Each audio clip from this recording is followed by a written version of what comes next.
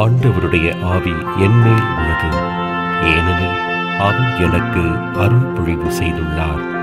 ஏழைகளுக்கு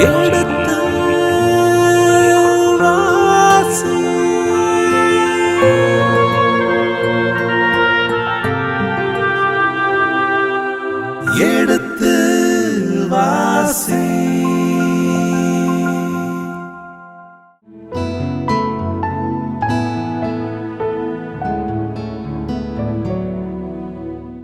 அன்பார்ந்த நேயர்களே, இதுவரை 15வது அதிகாரத்தை நாம் வாசித்து 15வது அதிகாரம் கொடுக்கின்ற பல சிந்தனைகளை, விளக்கங்களை நாம் தெளிவாக பெற்றுக்கொண்டிருக்கிறோம். ஆபிரகாமுடன் கடவுள் ஏற்படுத்திய அந்த உடன்படிக்கை, அதற்கு ஆபிரகாம் கொடுத்த இசைவு, ஆண்டவரோடு அவர் ஏற்றுக்கொண்ட அவருடைய உடன்படிக்கைக்கு அவர் கொடுத்த சம்மதம், இதன் வழியாக ஆபிரகாமின் நேர்மையான வாழ்க்கை முறை, இவை அனைத்தையும் நாம் தெரிந்து கொண்டிருக்கிறோம். எனவே இதை நம்முடைய வாழ்க்கையாக்குவதற்கு இந்த விளக்கங்கள் கண்டிப்பாக நமக்கு பயனுள்ளவையாக இருக்கும் என்பதில் ஐயமில்லை. தொடர்ந்து 16வது அதிகாரத்திற்கு நாம் கடந்து செல்கிறோம். 16வது அதிகாரம் படிங்க. அதாவது ஆகாரும் இஸ்மாயேலை பற்றிய வருகிறது ஒரு செய்தி. இது ரொம்ப அருமையான ஒரு மிகவும் நம்முடைய ஒரு குடும்ப சூழலில் எப்படி மக்கள் எல்லாருக்கும் ஒரு மாதிரி ஒரு இரக்கத்தை கொடுக்கிறதோ அதே மாதிரி வரும். ஒரு இரக்கச் செயல்களையும் பார்க்கும். ஆகாரும் இஸ்மாயிலும் ஆகாரும் இஸ்மாயிலும் அப்படின் பொழுது, சாராய் என்பவர் குழந்தை பேர் இல்லாதவர் என்று பல முறை இங்கே சொல்லியிருக்கு சாராய். அதனால் ஆபிரகாமுக்கு ஒரு பெரிய கவலை. ஆபிரகாமுக்கு தான் முதல்ல கவலை. அதை நம்ம 11வது அதிகாரம் 30வது வசனத்தில் வாய்ச்சோம், 15ல் இப்போ படித்தோம். கடவுள்கிட்ட புலம்புறாரு, என்ன நீ இப்படி பண்ணிடுறீங்க, என்ன நான் அப்படின்லாம் சொல்கிறாரு. இது கடவுள். அப்புறம் கடவுளுடைய வாக்குறுதி என்ன ஆயிடுச்சு? 18, 16 படித்தோம், படிக்க போகிறோம். 18வது அதிகாரத்தில் படிக்கிறோம். 13வது அதிகாரம் 16லே பண்ணுறோம் நமக்கு. ஆமாம், 15, 5ல் படிக்கிறோம். வாக்குறுதி கொடுக்குறாரு. அந்த வாக்குறுதி இருப்பினும் இப்போ என்ன நடக்குது? ஒன்றும் நடக்கலையே. What happened? ஸோ இந்த ஒரு குழப்பத்தில் சாதாரணமாக மனிதர்கள் எந்த நிலைப்பாட்டை எடுப்பார்களோ அந்த நிலைப்பாட்டை தான் ஆபிரகாமும் நம்ம சாராயும் எடுக்கிறார்கள். அந்த நிகழ்ச்சியில் தான் ஆகாரு இஸ்மாயில் நிகழ்ச்சியை நம்ம பின்னணியில் படிக்கணும். இந்த நிகழ்ச்சி நடைபெறுவது அந்த பெத்தேல் பகுதியில் இவர் போய் தங்கியிருந்தார் இல்லையா, அந்த மாம்பரை பள்ளத்தாக்கு பகுதியில் அதான் நடக்குது. இப்போ படிங்க 16:1. 16வது அதிகாரத்திலிருந்து ஒவ்வொரு இறை வசனமாக நாம் வாசித்து விளக்கங்களை கேட்டு தெரிந்து கொள்வோம். 16வது அதிகாரம் இறைவசனம் 1. ஆபிராமின் மனைவி சாராய்க்கு மகப்பேறு இல்லை. சாராய்க்கு ஆகார் என்ற எகிப்திய பணிப்பெண் ஒருத்தி இருந்தாள். மகப்பேறு இல்லை என்றது பலமுறை சொல்லப்பட்டிருக்குது, இப்பொழுது இருக்குது. அந்த பின்னணியில் ஒரு எகிப்திலிருந்து கொண்டு வரப்பட்ட ஒரு பணிப்பெண். அநேகமாக எகிப்துக்கு இவர் போனாங்கல்ல 2 பேரும் பஞ்சம் பிழைக்க. அப்போது தன் சகோதரின்னு சொல்லிக்கன்னு வேற அங்கே குழப்பம் வந்துடுச்சு இல்லையா. அந்த பின்னணியில் எல்லாம் முடிஞ்சு திரும்பி வந்தாங்கல்ல. அப்போ வரும்போது ஒரு வேலைக்காரியை கூட்டி வந்திருப்பாங்க, அது பேர் ஆகார். அடுத்தது, சாராய் ஆபிராமிடம், ஆண்டவர் என்னை பிள்ளை பெறாதபடி செய்து விட்டார். நீர் என் பணிப்பெண்ணிடம் உறவு கொள்ளும், ஒருவேளை அவள் எனக்காக பிள்ளை பெற்று தரக்கூடும் என்றார். ஆபிரகாம் சாராயின் சொல்லை கேட்டார். கொஞ்சம் நல்லா யோசித்து பார்த்தா புரியாத கொஞ்சம் நெருடலான வசனம். ஏன்னா கடவுள் ஆபிரகாமுக்கு பிள்ளை பேறு பற்றி ஒரு 3 முறை 4 முறை வாக்குறுதி கொடுத்திருக்கு. ஆமாம், தொடக்க 12ஆம் அதிகாரம் 3வது வசனத்திலிருந்து 13, 14, 15 அப்படி இப்படிலாம் வாக்குறுதி கொடுக்கிறார். அந்த வாக்குறுதி மேல் இருக்கின்ற நம்பிக்கை என்ன ஆச்சு இல்லையா? ஆமாம். அபிரகாம்னு சொல்லும்போது சாராய்க்கும் இந்த செய்தி போகும், 2 பேருக்கு தானே கொடுக்குறாரு. இது தனிப்பட்ட ஆபிரகாம்னு சொன்னாலும் சாராய்க்கு தான். அப்போது சாராய்க்கும் என்ன ஆச்சு என்ற ஒரு நெருடல் வருகிறது. அடுத்தது இந்த பணிப்பெண் ஆகார் வழியாக நீ குழந்தையை பெற்றெடுத்துக்க அப்படின்னு யார் சொல்கிறது? சாராய் தான் சொல்கிறார். அபிரகாம் செய்யலை. அபிரகாம் நான் இந்த மாதிரி இருக்க சூழல், நம்ம குடும்பத்தை காப்பாற்ற நான் போய் நோ. அவர் இன்னும் ஜஸ்ட் மேனாக தான் அங்கே தெரிகிறார். ஆனால் இந்த இடத்துல சாராய் சொல்கிறதுக்கு மறுப்பு சொன்னாரா? இல்லை. அது கேள்வியே தெளிவாகவே போட்டிருக்காரு. என்ன போட்டிருக்காரு? சாராயின் சொல்லை கேட்டார். இது எப்படிங்க நான் புரிஞ்சிக்கிறது? அப்போது அவர் மறுத்திருக்கணும். கடவுள் இப்படி நமக்கு உதவி இது பண்ணியிருக்க, வாக்குறுதி கொடுத்துருக்கிறாரு, ஆனால் நம்ம இப்படிலாம் சொல்லக்கூடாது, செய்யக்கூடாது என்று சொல்ல முடியல. இது எப்படிப்பட்ட ஒரு ஒப்புமையை நம்ம பார்க்குறோன்னா, முதல் அதிகாரம் 3ஆம் அதிகாரம், ஏவாள் பழத்தை சாப்பிட்ட உடனே ஆதாமிடம் கொடுத்தாள், அவனும் உண்டான். ஒரே ஒரு வார்த்தையில் அங்கே ஆசிரியர் போட்டார் இல்லையா? அதே மாதிரி இங்கே அந்த சாராயினுடைய மனநிலையை இவர் எதிர்க்காமல் அங்கே அடுத்த ஒரு பலவீனம் வருகிறது. சகோதரி என்று சொன்ன ஒரு பலவீனம் வந்தது இல்லையா? அதே மாதிரி இங்கே ஒரு பலகீனம். இது ஒரு வகையில்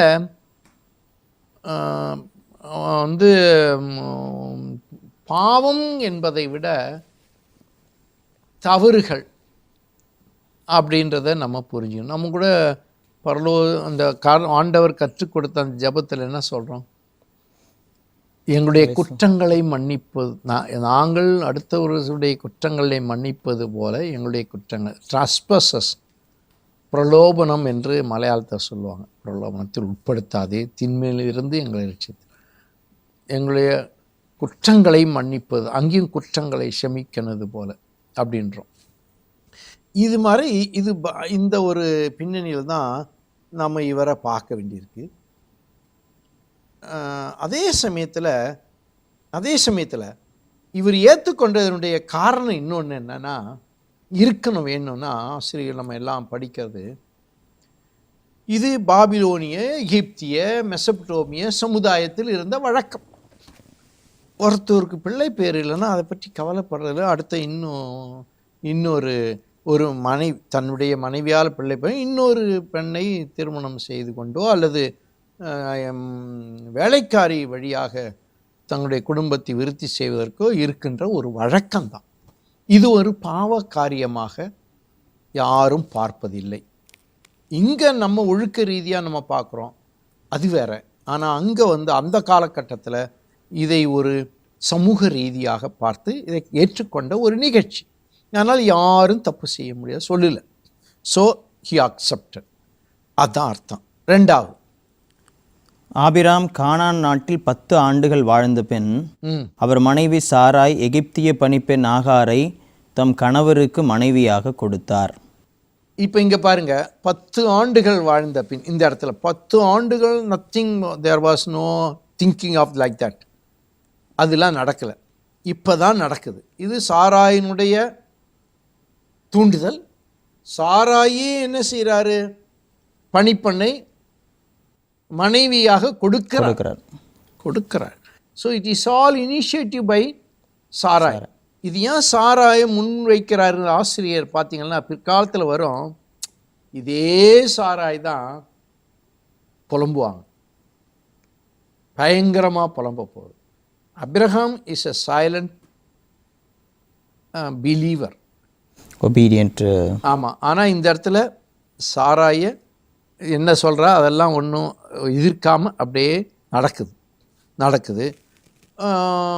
ஏதாவது ஒரு இது சாராய் தான் செய்கிறார். அப்போ இந்த இடத்துல நம்ம பார்க்கறது நான் பார்க்கறது அபிரகாமுக்கும் ஈசாக் இவருக்கு சாராய்க்கும் இருக்கின்ற ஒரு விசுவாச ஒரு பரீட்சை அல்லது ஒரு டெஸ்ட், சோதனையே வருது. மனித பலவீனத்தால் வருகிற ஒரு சோதனை என்று நம்ம பார்த்துக்கணும். அதே சமயத்தில் சமூக வழக்கத்தை அவர்கள் நாம் கடைபிடிக்கிறோமே, நாம் ஒன்று நினைக்கலையே என்று செய்கிற நேரத்தில் வாக்குறுதியை மறக்கின்ற சோதனை. இதெல்லாம் சோதனை தான் என்று பார்க்கணும். இந்த பின்னணியில் தான் 4வது வசனம். அவர் ஆகாருடன் உறவு கொண்ட பின் அவள் கருவுற்றாள். தான் கருவுற்றிருப்பதைக் கண்டதும் தன் தலைவியை அவள் ஏளனத்துடன் நோக்கினாள். இதை ஒரே ஒரு வசனத்தை சொல்லிட்டாங்க, இம்ப்ளிகேஷனை. ஆகாரு அபிராமுடன் உறவு கொண்டவுடன் கருவுற்றார். ஓகே, தட் இஸ் நார்மல், வந்துட்டாங்க. ஆனால் என்ன நடந்தது? அப்போ அவளுக்கு ஒரு உயர்வு மனப்பான்மையை கொடுக்குது. யாருக்கு? ஆகாருக்கு. நீதிமொழிகள் படிங்க, 30:23. நீதிமொழிகள் 30:23.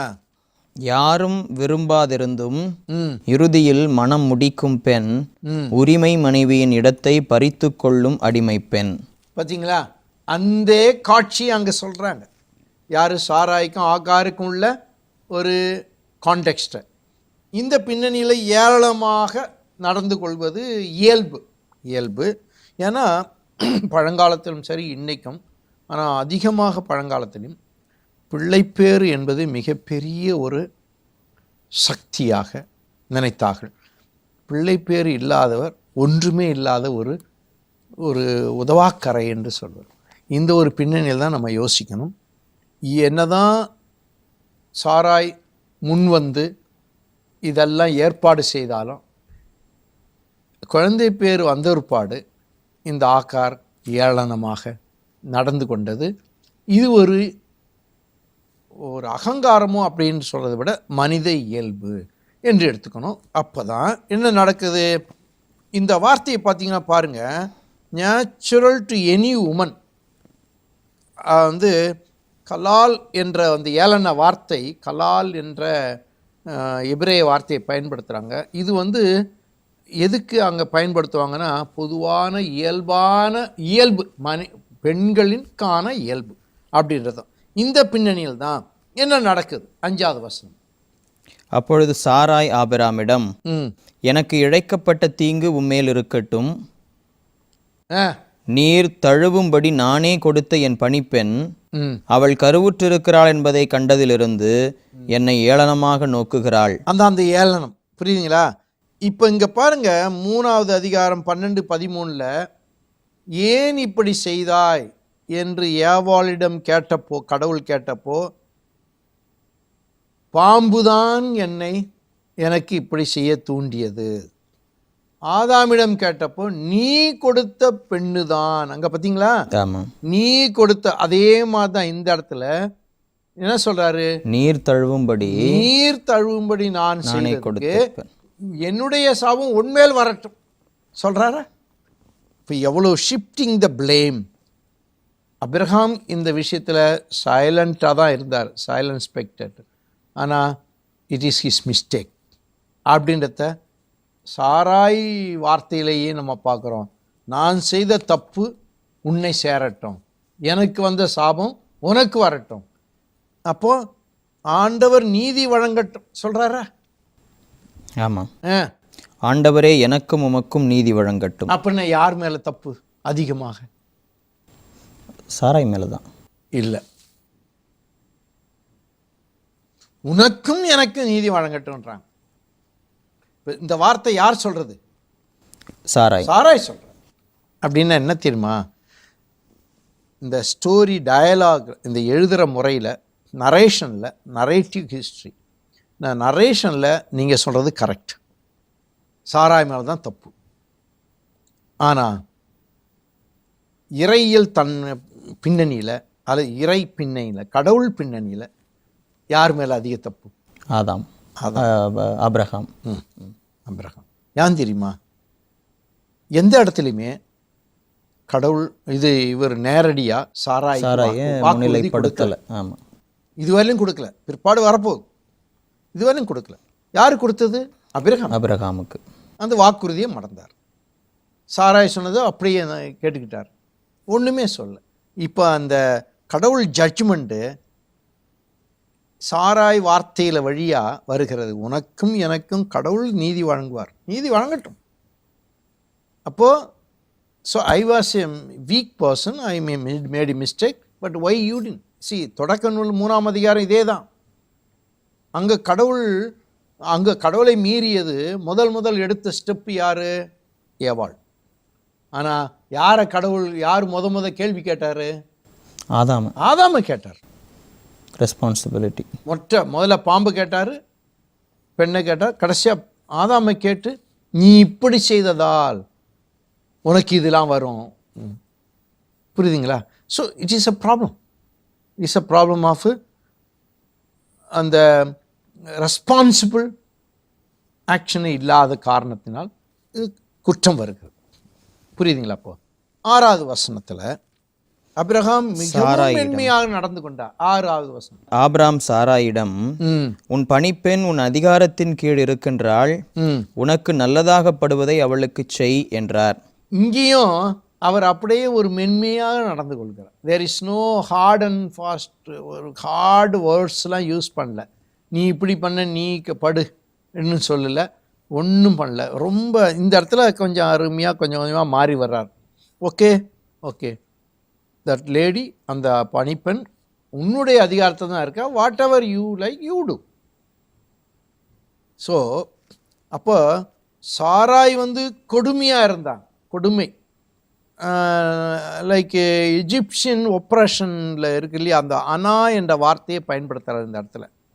சாராயினுடைய மனநிலை கொடுமைப்படுத்துகிற நிலை. எப்படின்னா, விடுதலை பயணம் 1 அதிகாரம் 11லையும் இனச்சட்ட நூல் 26 நம்ம படிக்கிற மாதிரி அந்த கொடுமை இஸ்ராயல் மக்களை எப்படி எகிப்து கொடுமைப்படுத்தியதோ அதே வார்த்தையை இந்த இடத்துல பயன்படுத்துகிறாங்க. சாராய் இந்த ஆளுமை கொடுமைப்படுத்துகிற மாதிரி ஒரு சூழல் வந்திருக்கு. அப்போ நீ எது வேணாலும் செய் என்று சொல்லிட்டார். அப்போ ஆகார் என்ன நடந்தது? அடுத்தது படிங்க. ஆகவே ஆகார் சாராயிடமிருந்து தப்பி ஓடினார். கொடுமைப்படுத்தினால படிச்சிங்களா அந்த கொடுமையின் வார்த்தை? இதற்கு பின் சாராய் அவளை கொடுமைப்படுத்தி எவ்வளவு பெரிய அந்த ஒப்ரஷன்.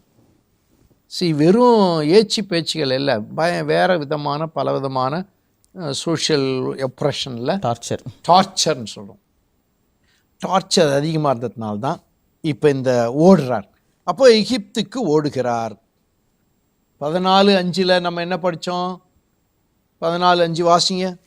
14ஆம் ஆண்டில் கெதர்லகோமரும் அவனுடன் இருந்த அரசர்களும் அஸ்தரோத்து கர்ணைமிலிருந்த ரபாயிமில். இல்லை இது இந்த 14:5 எகிப்துக்கு ஓடினாங்கன்றது இந்த இடத்துல வராது. இது விடுதலை பயணம் அந்த இதில் வருது. விடுதலை பயண நிகழ்ச்சியில் எகிப்தில் நடந்த நிகழ்ச்சி நம்ம படிக்கிறோம் இல்லையா? ஓகே. எகிப்திய பாலைவன ஒரு சூழலை நம்ம இங்கே பார்க்குறோம். எகிப்திய பாலைவனம், எகிப்துக்கு ஓடிட்டாங்க இஸ்ராயல் மக்கள். எகிப்தில் பாலைவனத்தில் ஓடினாங்க இல்லையா? அதே மாதிரி எகிப்திய பாலைவனத்துக்கு யார் ஓடுறது? ஆகார். இப்போ இந்த ஆகாருடைய கேரக்டரையும் இஸ்ராயல் மக்கள் எகிப்தில் இருந்த கேரக்டரும் அடிமைகளாக இருந்தாங்க ஒன்று தான். ஒரே மாதிரி பார்க்குறாங்க, ஒரே மாதிரி காட்டுறார் ரொம்ப அருமையாக. இஸ்ராயல் இருந்ததை விட எகிப்தில் இருந்தது முதல்ல தொடக்கத்தில் நல்லா இருந்தது. அதே தான் ஆபிரகாமோடு ஆகார் இருந்தது நல்லதாகப்பட்டது. ஆனால் நேரம் ஆக ஆக ஆக சூழ்நிலை மாறுகிறது. இப்போது எகிப்தியர்கள் இஸ்ராயல் மக்கள் எகிப்தில் இருக்க முடியாத சூழல் பாலைவனத்து ஓடுற மாதிரி ஆகார் ஆபிரகாம் சாராயோடு இருக்க முடியாத சூழலில் பாலைவனத்துக்கு ஓடுகிறார் என்று நம்ம பார்க்கிறோம். இந்த ஒரு பின்னணியில் 7வது வசனம் வாசி. ஆண்டவரின் தூதர் அவளை பாலை நிலத்தில் இருந்த ஒரு நீரூற்றுக்கு அருகில் கண்டார். அந்த ஊற்று சூருக்கு செல்லும் வழியில் இருந்தது. அவர் அவளை நோக்கி, சாராயின் பணிப்பெண் ஆகார், நீ எங்கிருந்து வருகின்றாய், எங்கே போகின்றாய் என்று கேட்டார். இது 7ஆம் வசனம். ஆண்டவரின் தூதர், இங்கே கடவுள் தான் ஆபிரகாம்கிட்ட பேசினார்னு வருது பல இடத்துல. இங்கே ஆண்டவரின் தூதர்னு வருது இல்லையா? ஆண்டவரின் தூதர் என்று சொல்லும்போது கடவுள் தான். கடவுள் தன் தூதர் வழியாகவும் செயல்படுகிறார் என்பது யாவே மரபு ஆசிரியர்களுடைய இது. எலோகிம், முக்கியமாக எலோகிம் மரபு எல்லாமே சொல்லுவாங்க.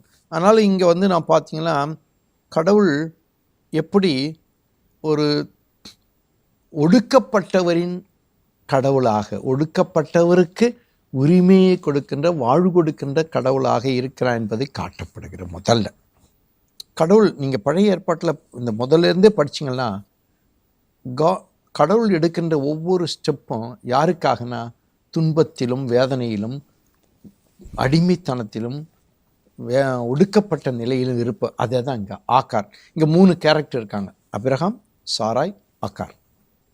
இந்த 3 பேரில் இப்போ யார் பக்கம் கடவுள் இருக்கார்? ஆகார். ஆக்கார் ஆக்கார் பக்கம் கடவுள் இருக்கார்.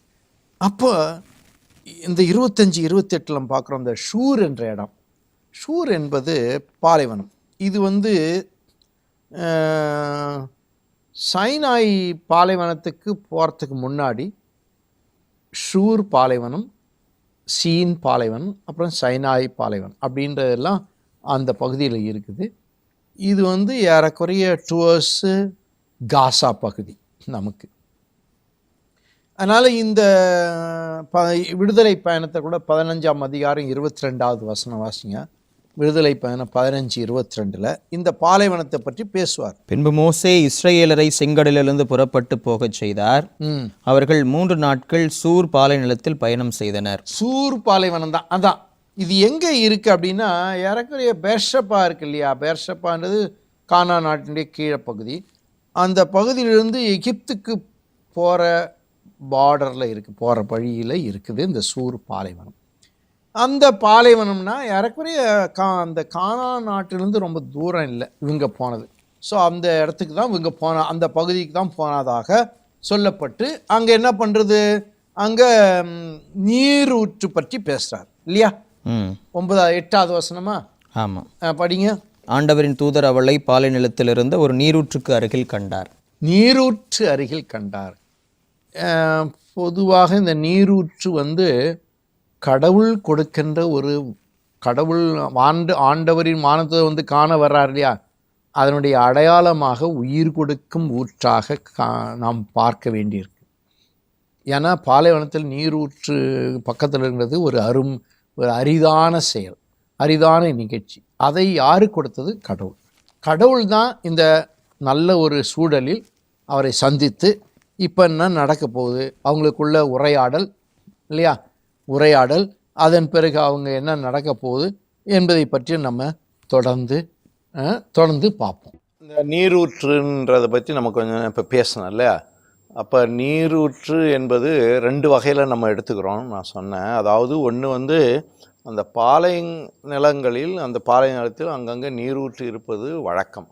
அப்படிப்பட்ட ஒரு நீரூற்றில் நீரை தேடி அவங்க போகிறது ஒன்று. அதனால் அந்த இடத்துல வானதூதர் கண்டார், ஆண்டவர் கண்டார், ஆண்டவரின் தூதர் கண்டார்னு வரும். ஆனால் இன்னொன்று இதில் ஒரு குறிப்பு இருக்குது. நீரூற்று அருகில் காண்பதற்கு காரணம், அங்கே இவர் கடவுள் ஆண்டவர் இந்த ஆகாருக்கு கொடுக்க போகின்ற ஒரு கனிவான ஒரு அருளை, இரக்கத்தை ஒரு முன்னுரையாக இந்த நீரூற்று என்ற வார்த்தை வருகிறது. ஏன்னா நீரூற்று என்பது அந்த பாலைவன நாடுகளில் நீரூற்று என்பது மிகப்பெரிய ஒரு கடவுளுடைய கிருபையாக, கடவுளுடைய ஆசீராக கருதினார். பாலைவனத்தில் நீரூற்றுக்கு வாய்ப்பு இல்லை இருக்கு. ஆனால் அது கடவுளுடைய இரக்கம்தான், முழுக்க கடவுளை. இப்போ நம்ம நீரூற்று உதாரணமாக ஊட்டி கொடைக்கானலேருந்து நீர் ஊற்று வருகிறது, தண்ணி வருதுன்னா அது மழை பெஞ்சு வருது, இயற்கையாக வருதுன்னு சொல்லிடுவாங்க. ஆனால் ஒன்றுமே தண்ணியே இல்லை, மரம் கொடி செடி கொடி எதுவுமே இல்லாத ஒரு பாலை நிலத்தில் நீர் கிடைக்கின்றது ஒரு பெரிய ஒரு வரமாக கருது. அதுதான் அந்த இடத்துல பார்க்குறோம் இல்லை. அதுக்கு தொடர்ந்து 8வது வசனத்தை வாசிங்க. அவர் அவளை நோக்கி, சாராயின் பணிப்பெண் ஆகார், நீ எங்கிருந்து வருகின்றாய், எங்கே போகின்றாய் என்று கேட்டார். இது யார் கேட்கறது? ஆண்டவரின் தூதர். யாரு? ஆகாரை. ஆனா இந்த கேள்விக்கு அர்த்தம் தேவையா? கேள்விக்கு தேவையா இந்த இடத்துல? ஏன்னா ஆண்டவரின் தூதருக்கு கண்டிப்பா தெரியும் எங்கிருந்து வர்றாரு, எங்க போறாரு, எல்லா விஷயமும் தெரிந்திருந்தாலும் இது கேட்பதனுடைய ஒரு நோக்கம் ஃபர்ஸ்ட் இதனுடைய ஆசிரியர் இப்படி எழுதுவனுடைய நோக்கம் இது அவர் அந்த ஆகாரிடமிருந்த ஒரு பதிலை நல்ல ஒரு என்ன மனநிலை உள்ள, எந்த மனநிலையில் இந்த ஆகார் இருக்கிறாரு அப்படின்னு தெரிந்து கொள்வதற்கு. உதாரணமாக காயினை பார்த்து 4ஆம் அதிகாரம் 9வது வசனத்தில் படிங்க. அதுக்கு முன்பே 3வது அதிகாரம் 9ல் 3:9 ஆதாமை பார்த்து, ஆதாம் நீ எங்கே இருக்கிறாய் கேட்கணுமா? ஏன் கேட்கிறாரு? ஆதாமுடைய குற்றத்தை, அவருடைய மனநிலையை, அவர் செய்த பாவ நிலையை அவர் எப்படி வெளிப்படுத்த போகிறார் என்று அதே மாதிரி காயின் 4:9 வாசிங்க. ஆண்டவர் காயினிடம், உன் சகோதரன் ஆபேல் எங்கே என்று கேட்டார். உடனே பதில் வருது. நல்லா கேளுங்க. இங்கேயும் அதே மாதிரி, ஆகார் நீ எங்கிருந்து வருகிறாய், எங்கே போய் கேள்வி. ஆதாம் காயின் இந்த ரெண்டு பேரிடமும் கடவுள் கேட்கும்போது கேள்வியை அவர்கள் சரியான பதிலை சொல்லல, நேரடியா சொல்ல. நான் பாவம் செய்துட்டேன் இப்படி இருக்கேன்னு சொல்லல. அதே மாதிரி காயினும் சொல்லல. ஆனால் ஆகாருடைய கேரக்டர் எப்படி அருமையாக சொல்கிறார் பாருங்க. ரொம்ப ஒரு பாசிட்டிவாக ஒரு தன்னுடைய சூழ்நிலையை நேர்மையாக எடுத்துரைக்கிற ஒரு பக்தர், கடவுள் பக்தராக இங்கே வெளிப்படுத்தப்படுகிறார். ரொம்ப அருமையாக இருக்கும். ஆகாரின் முதல் நேர்மையை வெளிப்படுகிறது. அது எப்படி நாம் பார்க்குறோம்? அடுத்த வசனம் பாருங்க. அதற்கு அவள், என் தலைவி சாராயிடமிருந்து நான் தப்பி ஓடுகிறேன் என்றாள். அதான் உண்மை. அபிரகாமிடமிருந்து தப்பி ஓடலை. யார்கிட்ட இருந்து தப்பி ஓடுறாரு? சாராயிடமிருந்து தப்பி ஓடுகிறேன் என்றார். தலைவி அதுவும் அருமையா தப்பி ஓடுகிறேன் என்றாரு. அப்போ என்ன சொல்றார் வானதூதர்? ஆண்டவரின் தூதர் அவளிடம், நீ உன் தலைவியிடம் திரும்பி சென்று அவளுக்கு பணிந்து நட என்றார். இது கொஞ்சம் கடுமையாக ஒரு கஷ்டமான ஒரு சூழலை அந்த ஆகாருக்கும் தெரியும், நமக்கும் புரியும். ஏன் அந்த சாராய் தான் விரட்டி விட்டாங்க. அந்த விரட்டி விட்டதுக்கு ஓடி போகிறாங்க. ஓகே, தப்பி ஓடுறாங்க. தப்பி ஓடுறதுக்கே நீ நேராக மறுபடியும் போய் அங்கேயே போய் பணிந்து நட என்று சொல்லும்போது இது ஒரு மனித இயல்பாக தோன்றுகிறதா அப்படின்னு ஒரு கேள்வி வருமா? ஆமாம், கேள்வி வரும். ஏன் பணிவு என்பது, அதாவது கடவுளுடைய அழைப்புக்கு நீ பணிந்து நட. ஏன்னா நான் உன்னை அங்கே அனுப்புகிறேன், நீ அதுக்கு பணிந்து நட. அங்கே போய் நான் சொல்கிறபடி நட. இப்போ அங்கே வார்த்தையை நல்லா படிச்சிங்களா? நல்லா தெரியும். அவர் என்ன சொல்கிறாரு? தலைவர் சாராய் நாம் ஆண்டவர் தூதரிடம் என்ன சார் திரும்பி சென்று அவளுக்கு பணிந்து நட. இந்த சாராய்க்கு பணிந்து நட என்பது என்ன பொருள் என்று சொல்லும் பொழுது, சாராயினுடைய ஒரு எண்ணப்படியும் அவனுடைய நிலைப்படி நீ நட. ஆனால் அது கடினமாக இருந்தாலும் அதுக்கான ஒரு பெரிய ஒரு பலன் நீ பெறுவாய் என்ற ஒரு அந்த கமாண்டுன்னு சொல்கிறோம். அந்த கமாண்டிலே கொடுக்கிற ஒரு இறக்க செயலையும் நம்ம இங்கே பார்க்க வேண்டியிருக்கிறது அப்படின்னு பார்க்குறோம். இந்த ஒரு விதமான வாக்குறுதி எப்படி வருது? அடுத்து வருவார் வாக்குறுதி பாருங்க, 10வது வசனம். பின்பு ஆண்டவரின் தூதர் அவளிடம், உன் வழிமரபினரை யாரும் எண்ண முடியாத அளவுக்கு பெருகச் செய்வேன் என்றார். ரொம்ப அருமையான ஒரு வழிமரபினரை, யாருக்கு? அபிராமுக்கு கொடுத்த வாக்குறுதியை போன்று உன் வழிமரபினரை நான் பெருகச் செய்வேன். 16:10 வாசிங்க. 16:10, 21:18, 16:10 இது வாசிக்கிறோம் இல்ல, இதானே இப்ப. அதே 21:18 வாசிங்க. 21:18 இதே நீ எழுந்து பையனை தூக்கிவிடு. யாரு? ஆக்காருக்கே சொல்றார். எழுந்து பையனை தூக்கிவிடு, அவனை உன் கையில் பிடித்துக்கொள், ஏனெனில் அவனிடமிருந்து பெரிய இனம் ஒன்று தோன்றச் செய்வேன். பாருங்க, இதே வாக்குறுதி பெரிய இனம் அங்க மறுபடியும் வருகிறது. அது மாதிரி 22வது அதிகாரம் 15-18 இந்த வாக்குறுதி புதுப்பிக்கப்படுகிற மறுபடியும் 15-18. ஆண்டவர் கூறுவது இதுவே, நான் என் மீது ஆணையிட்டு கூறுகிறேன், உன் ஒரே மகனை எனக்கு பலியிட தயங்காமல் நீ இவ்வாறு செய்தாய். ஆதலால் நான் உன் மீது உண்மையாகவே ஆசி பொழிந்து விண்மீன்களை போலவும். இங்க விண்மீன் யாருக்கு? அப்ராமுக்கு கொடுக்கிற அந்த வாக்குறுதி ஈசாக்கின் வழியாக. அப்போ ஏறக்குறைய அப்ராமுக்கு 2 பிள்ளைகள். யாரு? ஆகார் வழியாக இல்ல, ஆகார் வழியாக இஸ்மாயிலும் சாராய் வழியாக ஈசாக்கும். 2 பேருக்குமே கடவுள் கொடுக்கிற ஒரு ஆசீர்வாதம் என்னன்னா, என்னவென்றால் 2 பேருமே பெரிய இனமாக்குவேன் என்ற ஒரு அருமையாக. ஸோ இதில் நம்ம பார்க்கும்பொழுது எண்ண முடியாத அளவுக்கு அப்படின்னு ஒரு வார்த்தை இருக்குது 16:10. அப்படின்னா என்ன? இதையே நம்ம பார்க்குறோம் 13ஆம் அதிகாரம் 16வது வசனம். அப்ராம்கிட்ட கடவுள் சொல்கிறார், எண்ண முடியாத அளவுக்கு உன் சந்ததியை, பொதுவில் சொல்கிறார், சந்ததியை பெருகச் செய்வேன். 15 இப்போ தான் பார்த்தோம். 15:5 படிச்சிங்கன்னா தெரியும். உனக்கு 15:5 வானத்தை நிமிர்ந்து பார், முடியுமானால் விண்மீன்களை எண்ணிப்பார், இவற்றை போலவே உன் வழி மரபினரும் இருப்பர். இதே இது 32வது அதிகாரத்தில் நம்ம யாக்கோபனுடைய வாழ்க்கையில் நம்ம படிக்க போகிறோம். அதனால் இதை நம்ம படிக்கும்போது எண்ண முடியாத அப்படின்னுடைய அர்த்தம் என்னென்னா, பொருள் என்னென்னா, அதாவது 3 உருவகம் பார்க்குறோம்.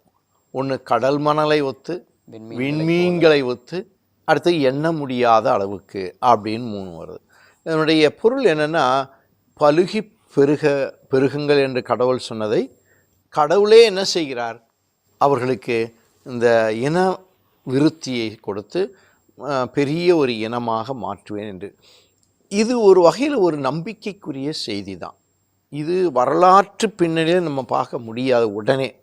ஏன்னா உலகத்தில் அந்த இஸ்ராயல் மக்கள் என்று சொல்லும்போது அவங்க பெரிய இனமாக வரலாற்றில் வந்தாங்கன்னு சொல்ல முடியாது. இருந்தாலும் இது கடவுள் கொடுக்கிற ஒரு உறுதியான நம்பிக்கை செய்தியை நம்ம பார்க்க முடிகிறது. இந்த பின்னணியில் 11வது வசனம். மீண்டும் ஆண்டவரின் தூதர் அவளிடம், இதோ கருவுற்றிருக்கும் நீ ஒரு மகனை பெற்றெடுப்பாய், அவனுக்கு இஸ்மயேல் என பெயரிடுவாய். ஒரு மகனை பெற்றெடுப்பாய் என்று முன்னறிவிக்கிறார் இல்ல.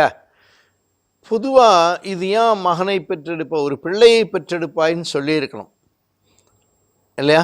ஆனால் மகனை பெற்றெடுப்பா என்பதில் அந்த செமித்திய அந்த மெசபடோமிய பின்னணியில் பார்க்கும் பொழுது மகன் என்பது மிகப்பெரிய ஒரு வரமாக அவர்கள் கருதினார்கள்.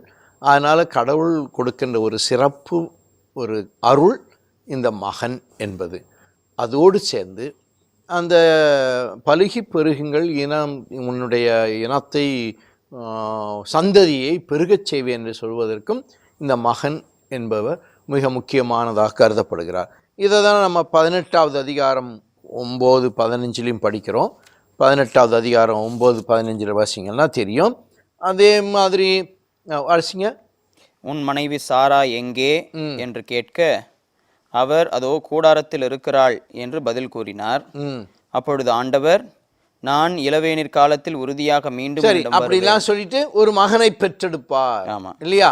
அந்த இடத்துல வரும். அதே மாதிரி நீங்க உங்களுக்கு ஞாபகம் இருக்கும், எசாயா 7ஆம் அதிகாரம் 14வது வசனத்துல இளம்பெண் இளம்பெண் கருவுற்று ஒரு மகனை பெற்றெடுப்பாய். அங்க எல்லாமே அந்த மகன் இவங்கெல்லாம் வந்து மெஸ்ஸியாவுக்கு முன்னோடிகளாக இவரெல்லாம் சொல்லப்படும். இதே தான் லூக்கா நற்செய்தி முதல் அதிகாரம் 31-31வது வசனத்தில் உனக்கு பிறக்க போகும் பிள்ளை என்று சொல்ல போகும் மகன் கருவுற்று ஒரு மகனை பெற்றெடுப்பார் என்றெல்லாம் வருகிறது. ஸோ இது ஒரு 2 முக்கியமான செய்தியை இங்கே நம்ம பார்க்குறோம் இந்த மகன் என்ற வார்த்தையில். ஒன்று, இது வந்து செமித்திய பின்னணியில் இது ஒரு மிகப்பெரிய ஒரு வரமாகவும், 2வது கடவுள் கொடுக்கின்ற வாக்குறுதிக்கு ஒரு நம்பிக்கையை கொடுப்பதாகவும் அமைக்கிறது. கடவுள் கொடுத்திருக்கின்ற அந்த வாக்குறுதிக்கு நம்பிக்கையை கொடுப்பதாக. அப்போ அந்த இடத்துல என்ன சொல்றாரு? இஸ்மாயில் என்று பெயரிடு. இஸ்மாயில் என்று சொன்னால் இஷ்மயேல் அப்படின்னு வரணும். ஏல் என்றால் கடவுள் இல்லையா? அப்போ கடவுள் என் வேண்டுதலை கேட்டுள்ளார் அப்படின்னு அர்த்தம். இது அந்த ஆகாருடைய வாழ்க்கையை சுட்டி காட்டுகின்ற பெயர்தான் அவனுடைய மகனுடைய பெயர். ஆகாருடைய வேண்டுதல் என்ன? எனக்கு வாழ்வு கொடுக்க வேண்டும், ஏதாவது வழி செய்ய வேண்டும் என்றெல்லாம் வேண்டிக் கொள்கிறார். அப்போ கடவுள் என்ன செய்கிறார்? அந்த ஆகாரை ஆசீர்வதிக்கிறார். அப்போ இதுதான் சொல்கிறார், ஆகார் ஆசீர்வதித்து எனக்கு என்னுடைய வேண்டுதலை கேட்டுள்ளார் என்று நம்ம படிக்கிறோம். அதாவது உன் துயரத்தை நான் கண்டு உனக்கு ஒரு வாழ்வு கொடுக்கிறேன் என்ற பெயரை, என்ற பொருள் உள்ள பெயரைத்தான் இஸ்மாயில் என்ற பெயரை பார்க்குறோம். அது பாருங்கள், நீங்கள் லேயா என்ற ஒரு பெண்ணை பார்க்கும்போது 29வது அதிகாரம் 32 யாக்கோபு திருமணம் செய்வார். 29-32 வாசிங்க. இதே தொடக்க நூலில் 29வது அதிகாரம் 32வது வசனம் என சொல்லியிருக்கு. 32 லேயா கருத்தாங்கி ஒரு மகனை பெற்றெடுத்தார். ஆண்டவர் என் தாழ்நிலையை கண்ணோக்கினார். இப்பொழுது என் கணவர் என் மீது அன்பு கூர்வார் என்பது உறுதி என்று கூறி அவனுக்கு ரூபன் என்று பெயரிட்டார். ரூபன்ற அர்த்தம் என்ன? ஆண்டவர் என் தாழ்நிலையை கண்ணோற்றார். ஸோ இது வந்து பொதுவாக விவிலிய அந்த உலகத்தில் அல்லது செமித்திய அந்த மெசபடோமிய கலாச்சாரத்தில் வருகின்ற இந்த இஸ்ராயல் மக்கள் தங்களுடைய பிள்ளைகளுக்கு பேர் வைக்கும்போது அது வந்து மிகப்பெரிய ஒரு காரண பெயராக வருகிறது. எல்லாருக்கும் அது சாமுவேல் அர்த்தக்கும் ஈவன் இயேசு கிறிஸ்து, இயேசு என்றால் மெஸ்ஸியா, ஈஷோ மெஸ்ஸியான்னு சொல்கிறோம் இல்லை? அதே மாதிரி தான் இஸ்மாயில், யாக்கோபு, இன்னும் எல்லாருடைய பெயரிடம் ஒரு பொருள் உண்டு. அது கடவுள் கொடுக்கின்ற அருள் வரத்தை குறிக்கின்ற பெயர் அப்படின்னு பார்க்கணும். அப்போ இதனுடைய பொருள் என்னென்ன தெரியுங்களா? இந்த இஸ்மாயிலும் சரி அல்லது ஈசாக்கும் சரி இன்னும் மற்றவர்களும் இந்த கடவுளுடைய வாக்குறுதியால் பெற்ற பிள்ளைகள். அதனால் இவர்களெல்லாம் கடவுளின் பிள்ளைகள் என்பதைத்தான் இது குறிக்கிறது என்று நம்ம பார்க்கணும். அதே தான் நீங்கள் வந்து நல்லா பார்க்கலாம். அண்ணாவுக்கு 1 சாமுவேல் 1வது அதிகாரம் 11வது வசனத்தில் அண்ணாவுக்கு குழந்தை பிறக்கும் போது அவர் ஒரு செய்தியை அங்கேயும் சொல்கிறார். 1வது அதிகாரம் 11வது வசனத்திலேயே முதல் சாமுவேல் நூல்லையே அண்ணாக்கு கிடைக்கின்ற குழந்தை பேட்டில் என்ன வருது? 11 அவர் பொருத்தனை செய்து வேண்டிக் கொண்டார். படைகளின் ஆண்டவரே, நீரும் அடியாளாகி என் துயரத்தை கண்ணோக்கி என்னை மறவாமல் நினைவு கூர்ந்து எனக்கு ஓர் ஆண் குழந்தையை தருவீரானால் அவனை அவன் வாழ்நாள் முழுவதும் ஆண்டவராகிய உமக்கு ஒப்பு கொடுப்பேன் என்று. ஐயானா அந்த குழந்தை வந்து யாருடைய குழந்தையாக இருக்கும்? இனிமே ஆண்டவரின் குழந்தை. அந்த பின்னணி தான் எகிப்தில் இஸ்ராயல் மக்கள் கூட துன்பப்பட்ட போது 3வது அதிகாரம் விடுதலை பயணத்தில் 7வது வசனத்தில் கூட இதே ஒரு கருத்தை தான் அவர் வந்து முன்வைக்கிறாரு மோசேகிட்ட சொல்லும்போது. 3:7 அப்போது ஆண்டவர் கூறியது, எகிப்தில் என் மக்கள் படும் துன்பத்தை என் கண்களால் கண்டேன். அடிமை வேலை வாங்கும் அதிகாரிகளை முன்னிட்டு அவர்கள் எழுப்பும் குரலையும் கேட்டேன். ஆம், அவர்களின் துயரங்களை நான் அறிவேன்.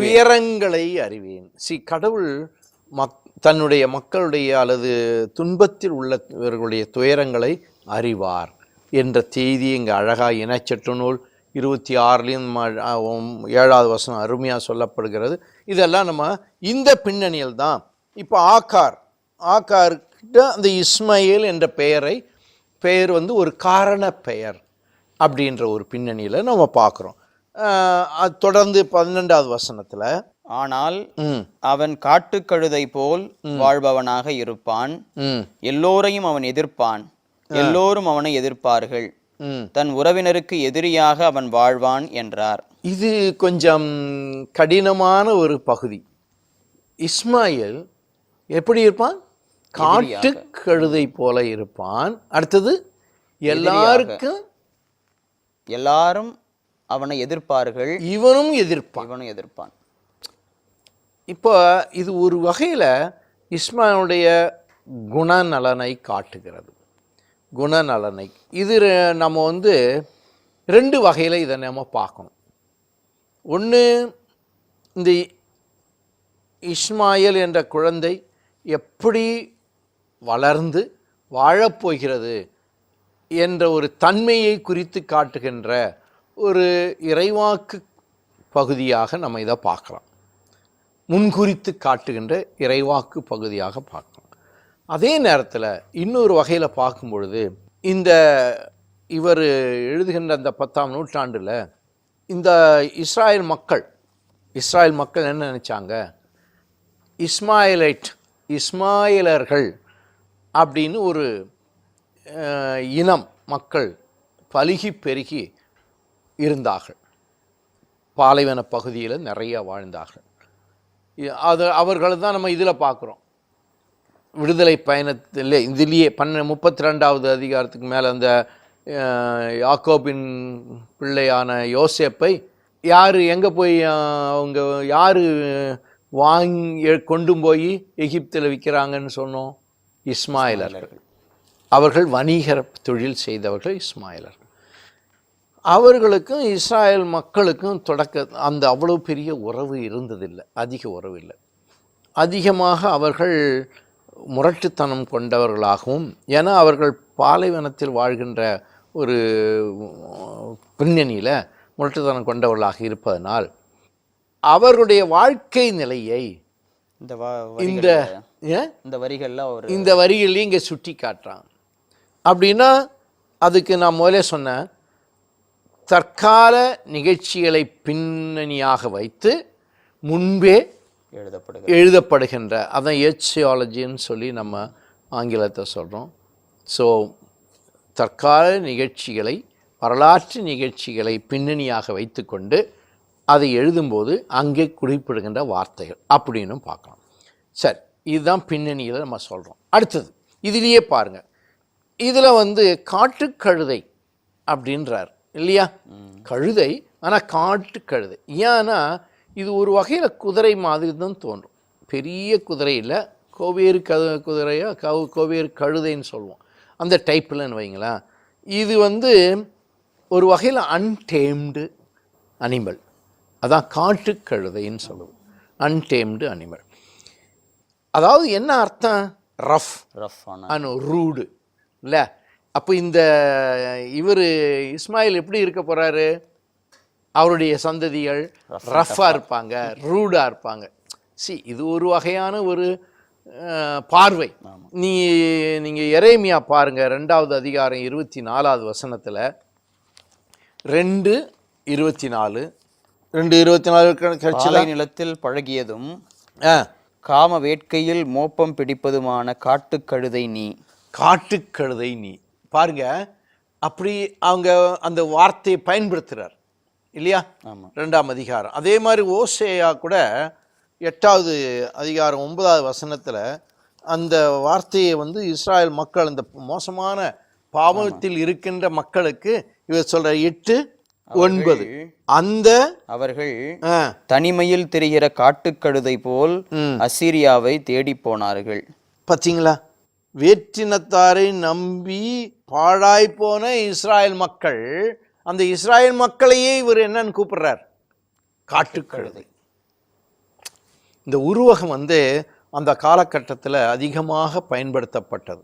ஏன்னா அந்த பாலைவன பின்னணியில் அன்டேம்டு அனிமலை பற்றி இது பேசுது. அதான் இங்கே நம்ம பார்க்குறோம். இத்துடன் அதே சமயத்தில் சுதந்திரமாகவும் தனித்தன்மையோடும் இந்த இஸ்மாயில் இருப்பார் என்பதையும் பாசிட்டிவாக. நீ இப்போ இதுவரையும் நான் சொன்னது கொஞ்சம் நெகட்டிவாக தெரியுது. ஏன்னா நெகட்டிவாக தெரியுதுனாக்கா எரேமியாவும் ஓசேயாவும் இந்த வார்த்தையை பயன்படுத்தும் போது இப்படிப்பட்ட ஒரு பின்னணியை சொல்கிறோம். ஆனால் அதே சமயத்தில் இதை நம்ம பாசிட்டிவாக பார்க்கும்போது காட்டுக்கழுதைனாக்க சுதந்திரமாக தனித்தன்மை கொண்டு இவர் இருப்பார், யாரையும் சார்ந்து இருக்க வேண்டிய அவசியம் இல்லை என்பதையும் இண்டிவிஜுவலிஸ்டிக் லைஃப் அப்படின்றத கூட பார்க்கலாம். அதே நேரத்தில் அந்த பார்த்தீங்களா அதாவது அதில் ஒரு வார்த்தை வரும் பாருங்க, இவர் எல்லாரையும் எதிர்ப்பார், மற்றவர்கள் இவரை எதிர்ப்பார்கள். ஒரு வகையில் பார்த்தா காயினுடைய தெரியுதுங்களா, காயினுக்கு அந்த பாவம் செய்த காயின் கேள்வி கேட்கிற கடவுள், அது முடிஞ்ச ஒரு பாடு காயின் என்ன சொல்றாரு, என்னை பார்ப்போர் எல்லாரும் என்னை தாக்க வருவார்கள் என்று சொல்றார். இதே மாதிரி தான் இங்கே வாட் ஹேப்பன்ஸ் இது இந்த இஸ்மாயில் ஒரு மியூச்சுவல் கான்ஃப்ளிக்ட்டுக்கு வழியாக இருப்பார். அதாவது மியூச்சுவல்னா இவரும் எதிர்ப்பார், மற்றவர்களும் இவரை எதிர்ப்பார்கள். ஸோ இவர் ஒரு போராட்ட மனிதருக்கு அடையாளமாக இருக்கின்றார். இது ஒரு வகையில் பார்த்தீங்கன்னா இஸ்மாயிலர்கள் அப்படின்னா அந்த பின்னணியில் இஸ்மாயிலர்கள் அந்த எப்பொழுதும் எங்கே சண்டை போட்டு இது பண்ணாங்க, நிறையா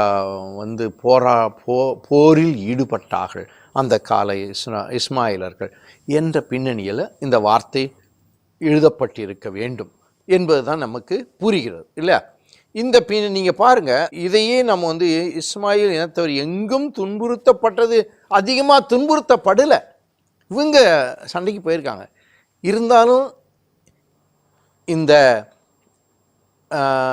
இஸ்மாயிலுக்கும் ஈசாக்கு பிறக்க போகிற குழந்தையான ஈசாக்குக்கும் உள்ள வேறுபாட்டையும் காட்டுவதற்காக இருக்க வேண்டும் என்பது ஒன்று. நீங்கள் படித்து பாருங்கள், 25வது அதிகாரம் 6வது வசனத்தில், இதுலேயே 25:6 நம்ம பாருங்க, அபிரகாமின் வழி ஏனைய வழிமரபினை பற்றி பேசும்போது என்ன சொல்லியிருக்கு? ஆனால் அவருடைய மறு மனைவியின் பிள்ளைகளுக்கு அன்பளிப்புகளை கொடுத்து தாம் உயிரோடு இருக்கும் போதே தம் மகன் ஈசாக்கிடமிருந்து பிரித்து கீழ்திசை நாட்டிற்கு அனுப்பிவிட்டார். அதாவது ஆபிரகாமின் ஏனைய வழி மரபினரை. அப்போ அந்த பிரிவினை உண்டு, பிரித்து விட்டார். அப்போ இது ஒரு உதாரணம் என்னன்னா, வெவ்வேறு குணங்களை காட்டுறதுக்காக வெவ்வேறு குணம் காட்டுவது, பிறகு purity of the race of Israel, புரியுதுங்களா, அதையும் கொண்டு வரணும் என்பதெல்லாம் இவங்க இதில் நம்ம பார்க்குறோம். இது ஒரு வகையில் பார்த்தா தாவீதை முன்வைத்து தாவீதினுடைய ஒரு பின்னணியில் இதெல்லாம் அந்த இஸ்ராயல் இனத்தின் பெருமையையும் தூய்மைத்தனத்தையும் மாட்சிமையையும் குறிப்பதற்காக வருகின்ற ஒரு செய்தியாக இல்லையா அப்படின்னு நம்ம பார்க்குறோம். ஆல்சோ இங்கே பாருங்கள், தாவீதினுடைய ஒரு சிஸ்டர் தான் அவங்க ஒரு இஸ்மாயிலுக்கு கல்யாணம் பண்ணுறாங்க. இவ்வளோ கதை இருந்தாலும் 1 குறிப்பேடு 2:17 தாவீதினுடைய ஒரு சகோதரி ஒரு இஸ்மாயில் இனத்திலிருந்து தான் இனத்தவருக்கு திருமணம் செய்து வைக்கிறாங்க. 1 குறிப்பேடு 2:17 அபிகாயில் இஸ்மயேலராகிய எத்தேருக்கு அமாசாவை பெற்றெடுத்தார். அதாவது அபிகாயில் என்பது தாவீது அரசனுடைய மூதாதையர் பட்டியல்ல வர்ற பெயர். இல்ல தாவீதுடைய சகோதரி அபிகாயில். அவரு அவங்க யாருக்கு பெற்றெடுக்கிறார் குழந்தைய? இஸ்மேலராகிய எத்தேருக்கு. பாருங்க, இது உண்டு. இருந்தாலும் இதேதான் தாவீதின் நிர்வாகத்தை கவனித்தவர் கூட ஒரு இஸ்மாயிலர். 1 குறிப்பேடு 30வது அதிகாரம் 31 பார்க்க, 27வது அதிகாரம் 30-31. ஆட்டு மந்தைகளுக்கு அகாலியரான யாசிசு இவர்கள் எல்லாரும் தாவீது அரசரின் உடைமைகளுக்கு பொறுப்பாளர் ஆவர். அதாவது அதுக்கு முன்னாடி வர்ற வசனங்கள்ல ஒவ்வொருவருடைய பணி பொறுப்பெல்லாம் சொல்றாரு. 30 ஆமா. ஒட்டகங்களுக்கு இஸ்மயேலரான ஓபில். பார்த்தீங்களா, ஒட்டகங்களுக்கு இஸ்மேல் அவருடைய அரசவையில். இதெல்லாம் நம்ம நல்லா மற்ற குறிப்புகளை எல்லாம் படிக்கும்போது இஸ்மாயிலர் மிகப்பெரிய எதிரிகளாகலாம் இல்லை. அந்த இஸ்ராயல் மக்களுக்கு இஸ்மாயிலர்கள் எதிரிகள், பெரிய எதிரிகள்லாம் அப்படிலாம் இல்லை. இருந்தாலும் இஸ்ராயல் மக்களுடைய அந்த தனித்தன்மையை வெளிப்படுத்துவதற்கு அந்த இஸ்மாயிலை வேறுபடுத்தி பிரித்து காட்டுகிறார். அப்படிதான் இதை நம்ம புரிஞ்சுக்கணும். அடுத்த வசனத்துக்கு வருவோம். அப்பொழுது என்னை காண்பவரை நானும் இங்கே கண்டேன் அல்லவா என்று அவள் சொல்லி தன்னுடன் பேசிய ஆண்டவரை காண்கின்ற இறைவன் நீர் என்று பெயரிட்டு அழைத்தாள். ரொம்ப அருமையாக ஒரு வசனம் இது. என்னை காண்கின்ற வரை நானும் இங்கே கண்டேன் அல்லவா. இல்ல அந்த காண்கின்ற, ஏறெடுத்து பார்க்கின்ற அந்த வார்த்தை மிக முக்கியமானது. என்றால் இங்க கடவுள் காண்பது என்றால் கனிவும் அக்கறையும் கொண்ட கடவுளை, அதான் என்னை கனிவோடு கண்ட. அந்த காண்தல் என்பது கனிவு, இரக்கம். என்னை கண்ட இறைவன். நான் கண்ட அப்படின்னா நான் ஒரு ஒரு ஜபத்தோடு, பிரார்த்தனையோடு அல்லது ஒரு மன்றாட்டோடு நான் இருக்கின்ற நிலையில் நான் காண்கிறேன். இப்போ 2 விஷயம் இருக்கு. கடவுள் காண்பது, மனிதர் காண்பது, ரெண்டும் ஒன்று இல்லை. புரியுதுங்களா? ஆண்டவர் என்னை கண்டார் அப்படின்னா ஆண்டவர் என் மேல் இரக்கம் கொண்டார், அதுதான் அர்த்தம். நான் கடவுளை கண்டேன் என்றால் நான் கடவுளிடம் மன்றாடுகிறேன். நான் கடவுளை நோக்கி பாருங்க, ஆண்டவரை நோக்கி நான் மன்றாடுங்கள் அப்படின்னு சொல்கிறோம் இல்லையா? அப்போ நம்முடைய காணுதல் எதை குறிக்கிறது? நம்முடைய வேண்டுதலை குறிக்கிறது. நம்முடைய ஜபங்களை மட்டுமல்ல, நம்முடைய தாழ்நிலையை குறிக்கிறது. தாழ்நிலை நின்ற தன் அடிமையை கடவுள் கடைக்கன் நோக்கினார். கடவுள் கடைக்கன் நோக்குகிறார், அதான் மாதா சொல்றாங்க. அப்போ கடைக்கன் நோக்குதல் அர்த்தம் என்ன? இரக்கத்தை பொழிந்தார். நான் கடவுளை கண்டேன். அது ஜபம், இரக்கம். நீங்கள் கூட இயேசுவினுடைய ஓமையில் அந்த பெரிய பணக்காரரும் ஒரு ஏழையும் லூக்கா 18 கோயிலுக்கு முன்பு இவர் உள்ளே போக முடியாமல் ஏறெடுத்து பார்க்கவும் துணியாமல் வெளியிலிருந்து வேண்டிக் கொள்கின்ற ஒரு நிலை. அது தன்னுடைய தாழ்நிலையை காண்கிறார். தன்னுடைய மன்றாட்டுகளை கடவுளிடம் நேரடியாக எடுத்து கூறக்கூட அவருக்கு பயம். அப்படிப்பட்ட ஒரு தாழ்நிலை. ஆனால் இன்னொருவர் நேரடியாக எல்லாத்தையும் சொல்லி அந்த பெருமையை பறைசாற்று, அது ஒரு சூழலையை நம்ம பார்க்கிறோம். ஸோ இந்த பின்னணியில் என்னை காண்பவரை, அப்போ அடுத்து அதிலேயே படிங்க மறுபடியும். அப்பொழுது என்னை காண்பவரை நானும் இங்கே கண்டேன் அல்லவா என்று அவள் சொல்லி தன்னுடன் பேசிய ஆண்டவரை காண்கின்ற இறைவன் நீர் என்று பெயரிட்டு அழைத்தார். காண்கின்ற இறைவன் நீர்னா கனிவு கொண்ட கடவுள் நீர், இரக்கம் கொள்கின்ற கடவுள் நீர். அப்போ நம்ம அந்த வார்த்தை பாருங்க, 29வது அதிகாரம் 32 படிக்கிறோம். இதே வாசிங்க, 29:32.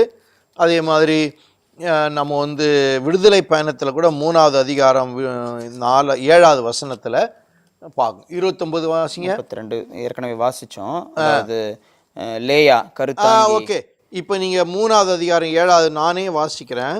மோசஸ் கிட்ட கடவுள் பேசுகின்ற அந்த நிகழ்ச்சியில அப்பொழுது ஆண்டவர் கூறியது, எகிப்தில் என் மக்கள் படும் துன்பத்தை என் கண்களால் கண்டேன். இது ஒரு வகையான உருவக வார்த்தை, சிம்பாலிக் வே. கண்களால் கண்டேன். இது என்ன கண்களால் கண்டேன்னு சொல்லணும்? கண்டேன்னு சொல்லிக்கலாம் இல்லையா? கண்களால் கண்டேன் என்று இது ஒரு வகை லிட்ரரி ஃபார்ம் ஆஃப். திருப்பாடல் இதே போல இருக்குல்ல ஆண்டவரே? ஒரு திருப்பாடல்ல அவர்களுக்கு காதுகள் உண்டு ஆனால் கேட்பதில்லை, அவைகளுக்கு கண்கள் உண்டு பார்ப்பதில்லை. அது வந்து வேறுபடுத்தி சொல்வது. ஆனால் நம் கடவுள் பார்ப்பவர் கேட்பவர்னா அவர் நம்மளோட நம்முடைய இரக்கம் கொள்பவர். ஆமா, நிலைகளிலே வந்து நம்மை பாதுகாப்பவர், அவருடைய இரக்கத்தையும். இதை நம்ம வந்து ஆகாருக்கு பொருத்தி பார்க்கணும் ரொம்ப அருமையா. சாராய் குழந்தை இல்லை, அது வேற விஷயம். ஆனா ஆகாருக்கு ஒரு பணிப்பெண், ஒரு எகிப்திய பெண், அவளுக்கு பிள்ளை பேறு கிடைக்கிறது. பிள்ளை பேறு கிடைத்தாலும் சாராயால் புறக்கணிக்கப்படுகிறார். இருப்பினும் ஆண்டவர் அவர் மேல் இரக்கம் கொள்கிறார், அவரை பெரிய இனமாக்குவேன் என்றார் இல்லையா? எல்லாம் பார்க்கும்போது ஒரு வகையில் ஆகார் வந்து அதிகமாக பிளஸ்ஸிங் பெற்றவரோ? எதுவுமே அன்மெரிட்டட், ரொம்ப தாழ்நிலை நின்ற தன் அடிமையாக இருந்தவரை கடவுள் கிடைக்க நோய். மாதாவுக்கு சொன்ன வார்த்தையை இங்க ஆகாருக்கு பொருத்தி பார்க்கணும். தானே பொருத்தி பார்க்கிறார். ஆண்டவர் என்னை கண்டார் என்ற ஒரு வார்த்தையை பாருங்க. கடைசியாக 14 அந்த கிணற்றுக்கு பெயர்லகாய் ரோய் என்ற பெயர் வழங்கலாயிற்று. அது காதோசுக்கும் பெரேதுக்கும் இடையே இருக்கின்றது. அதாவது காண்கின்ற இறைவன் நீர் என்பதை அடையாளப்படுத்தி அந்த பெயர், அதாவது பெயர் லோகாய். எபிரேயத்தில் நீங்க பாருங்க, குறிப்பு கொடுத்துருக்கோம் பைபிள்ல, அடிக்குறிப்பு படிங்க. 16 அடிக்குறிப்பு கீழே என்ன சொல்லியிருக்கு? எபிரேயத்தில் என்னை காண்கின்ற வாழ்பவரின் கிணறு என்பது பொருள். எதுக்கு? பெயர் லகாய் ரோய். ரோய் அது வந்து கடவுள்ன்ற வார்த்தை தான் அங்கே வருது. அப்போ இங்கே வந்து பெயர் லகாய் ரோய் என்றால் என்னை காண்கின்ற வாழ்பவரின் கிணறு. என்னை காண்பவராக இருக்கின்ற கடவுள் வாழ்கின்ற கிணறு. அப்படி பாருங்க, அந்த பெயர் வைக்கிறாங்களே நிறைய இடத்துல, பேர்ஷபான்னு சொல்றோம், பெத்தேல் என்று சொல்றோம் இல்ல, ஷீலோ, இந்த எல்லா பெயருமே ஒரு காரண பெயராக வருகிறது. இது ரொம்ப அருமையான ஒரு வழக்கம், ஒரு கலாச்சார வழக்கம் என்பதை விட இது ஒரு சமய வழக்கம், இது ஒரு ரிலிஜியஸ் திங்கிங் அப்படின்றது. நம்ம கூட நம்ம நிறைய பேர் வைக்கிறோம் இன்னைக்கு. அது வந்து புனித பெயர் வைக்கிறோம், புனித பெயர் தானே வைக்கணும் அப்படின்னு இருக்கு. இன்னைக்கு குறையில்லை, எங்கேயுமே இல்லை. நான் இன்னொரு பெரிய விசேஷம் என்னன்னா, எங்கள் பகுதியிலெல்லாம் ஞானஸ்நான பெயர் ஒன்று இருக்கும், கூப்பிடுறது ஸ்கூலில் பெயர் இன்னொன்று இருக்கும். ஞானஸ்நான பெயர்ன்றது வந்து ராயப்பன் அப்படின்னு வச்சாக்க நம்ம கேரளத்தில் ராயின்னு. ஆனால் அதை வந்து விட்டுடுவாங்க கம்ப்ளீட்டாக. ஸ்கூலில் கூப்பிடுறது சிபி, முனி, ஏதாவது ஒரு பெயர், அதுக்கு அர்த்தமே இல்லை. ஸோ இது என்ன அது அர்த்தம்? ஏன் இந்த மாதிரி நம்ம வந்து வைக்கிறோம்? ஆனால் அவங்க மூதாதையர் பேர் கூட வைப்பாங்களான்ற கேரளத்தில் அது ஒரு வழக்கம் இருக்குல்ல. அதெல்லாம் வந்து ஞானஸ்தான பெயர், தாத்தா பேர், அதெல்லாம் இருக்குது. அது எப்போ திருமணத்துக்கு பெயரும்போது அதோட நெருங்கிடும். நமக்கு எல்லாம் ப்ராப்ளம் என்ன தெரியுமா? ஞானஸ்தான சர்டிஃபிகேட் கல்யாண திருமணத்துக்கெல்லாம் போகும்போது அவங்க வந்து ஸ்கூல் சர்டிஃபிகேட் கொண்டு வந்து அது வேற பெயர், இது வேற பெயர், பெரிய ஒரு குழப்பத்தில் இருக்குது நிறைய. அது மக்களுக்கு புரிய மாட்டுது. நம்ம வந்து கிறிஸ்டியன் விட்னஸ், பெயர் is not conveniently we can do anything. அது இல்லை, out of convenience people think பெயர் வைக்கலாம். கன்வீனியன்ஸ் வந்து சிபின்னு வச்சா, பொதுவான பெயர் வச்சா அது ஒன்றும் பிரச்சனை இல்லை. அவங்க கிறிஸ்தவனோ இந்துவோ முஸ்லீமா அப்படின்னு தெரியாது. Convenience is not at all correct. இயேசுநாதர் பேதுருன்னு ஏன் பேர் வச்சார்? பாறை, உன் பெயர் பாறை, ராக் இல்லையா? அப்ப அந்த காரண பெயரை வைக்கிறார். ஏன் நம்ம வைக்க முடியல? சில பேர் உதாரணமா மே மாதம் 1ஆம் தேதி சூசேப்பர் திருவிழா அன்னைக்கு ஒருத்தர் பிறந்தாருன்னா யோசேப்பின்னு தட் ஐ அண்டர்ஸ்டாண்ட். அது நாம் ஒரு காரண பெயராக வருகிறது. பிறந்து எம்மானுவேல்னு வைப்பாங்க. என்னைக்கு பிறந்தா 25ஆம் தேதி கிறிஸ்மஸ்க்கு. அதெல்லாம் ஓகே, இது காரண பெயரா. ஆனா ஒரு சம்பந்தமும் இல்லாத பெயரை வச்சா வேற அருவி அங்க எங்க விட்னஸ் இருக்கு? ஏன் நம்ம பெயரை கிறிஸ்துவன் என்று நம் மார்தட்டி சொல்லக்கூடாது? ஏன் அந்த பயம்? ஏன்னா உரிமைகள் உங்களுக்கு கிடைக்காது, அரசு உரிமைகள், அல்லது நம்ம எல்லாம் புறக்கணிப்பா என்ற ஒரு கன்வீனியன்ஸு, சோஷியல் கான்டெக்ஸ்ட்டு, இதெல்லாம் முக்கியமே தவிர நம்முடைய விசுவாசம், நம்முடைய நம்பிக்கை, இறை நம்பிக்கை இரண்டாம் பட்சமாக மாறுது. Is it correct? ஏன் நம்ம பணியாளர்கள், குருக்கள், மற்றவங்கெல்லாம் மக்களுக்கு இதை கொஞ்சம் அழகாக தெளிவாக எடுத்து சொல்லி எவாஞ்சலைஸ் பண்ணணும். அது ஒரு நல்ல தெளிவாக்கணும். கண்டிப்பாக சொல்லணும், தெளிவாக்கணும். இப்போ இயேசு என்று ஏன் பெயர் வைக்க சொன்னார்? அன்னைக்கு இயேசு என்றால் மெஸ்ஸியா என்ற பெயர் இல்லையா? இப்போ கூட நம்ம பார்க்குறோம், அப்ராம் என்பவரை அப்ரஹாம் என்று கடவுள் மாற்றப்படுறாங்க. அதெல்லாம் ஒரு காரண பெயராக வரும்.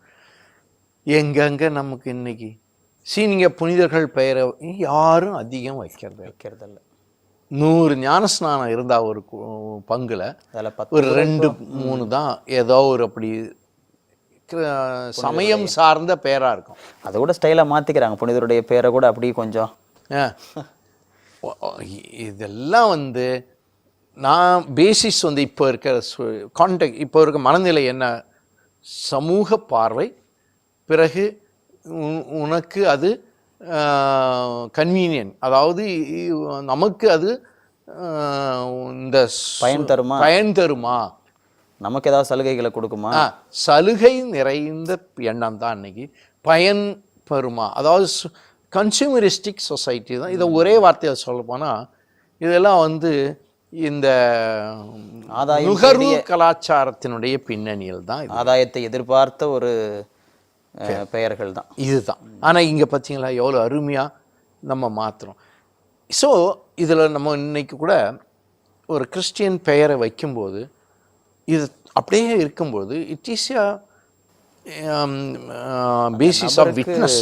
ஆமாம், அந்த நபருக்கும் அதில் ஒரு கன்விக்ஷன் அவருடைய வாழ்க்கையில் ஒரு வேல்யூவை சேர்த்து கொடுக்குது. நம்முடைய நம்பிக்கையை நம்ம நிலைநாட்டுவது அப்படின்றத பார்க்கணும். அதுதான். அடுத்தது படிங்க 15வது இறைவசனம் 15. ஆகார் ஆபிராமுக்கு மகன் ஒருவனை பெற்றெடுத்தாள். ஆகார் பெற்ற தம் மகனுக்கு ஆபிராம் இஸ்மயேல் என்று பெயரிட்டார். யாரு பெயரிட்டது? அப்ராம். இதான் தந்தை தான் பெயரிடுவது என்பது மரபு. ஈவன்தோ நான் ஆகாருக்கு கடவுளுடைய தூதர் என்ன சொல்றாரு? நீ பிறக்க போகும் குழந்தைக்கு நீ இஸ்மாயில் என்று பெயரிடு என்றெல்லாம் சொல்றாரா?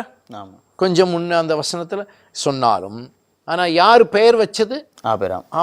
அப்ராம் பெயர் வச்சதனுடைய நோக்கம் என்ன தெரியுமா?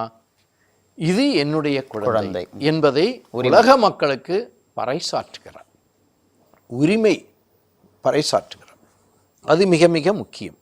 பிறகு அதை தொடர்ந்து பாருங்க. சாராயை விட இங்கே ஆகாரை அபிரகாம் ஒரு விதமாக ஒரு பாதுகாப்பவராக கூட. அடுத்தது வாசிங்க. ஆகார் ஆபிராமுக்கு இஸ்மயேலை பெற்றெடுத்த பொழுது அவருக்கு வயது 86. இதில் வயசு அது 86 வயசுன்றது ஒரு குறிப்பு கொடுக்கிறார். ஆனால் கானான் நாட்டுக்கு வந்த ஒரு பாடு ஆண்டுகள் பல ஆன பிற்பாடு தான் இந்த குழந்தை பெற்றெடுக்கிறார். 86வது வயசில் இன்னும் சாராய்க்கு குழந்தை இல்லை. இந்த ஒரு பின்னணியில் இது ஏன் அந்த வயசை சொல்கிறாருன்னா, அடுத்து வரப்போகிற அந்த வாக்குறுதி இருக்குது பாருங்கள், சாராய்க்கு வாக்குறுதி, அதனுடைய முக்கியத்துவத்தையும் அதனுடைய தனித்தன்மையையும் வலியுறுத்துவதற்காக இங்கே வயதும் சொல்லப்படுகிறது.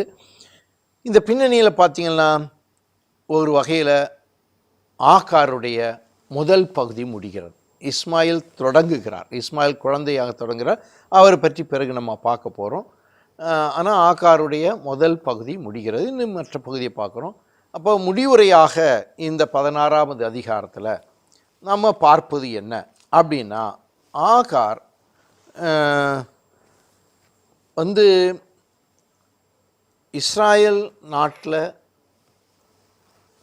எகிப்திய பெண், ஆனால் இஸ்ராயல் நாட்டில் ஒரு அங்கத்தினராக வருகிறார் அபிராம் வழியாக, இல்லைங்களா?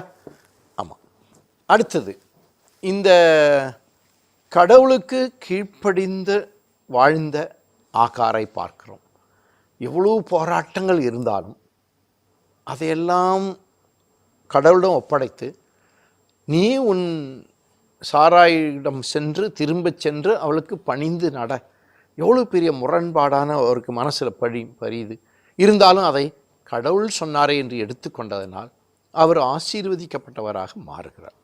அதனால்தான் கலாத்தியர் 4வது அதிகாரத்தில் பவுல் அழகாக சொல்வார், ஆகார் பற்றி பெருமையாக பேசுவார். இது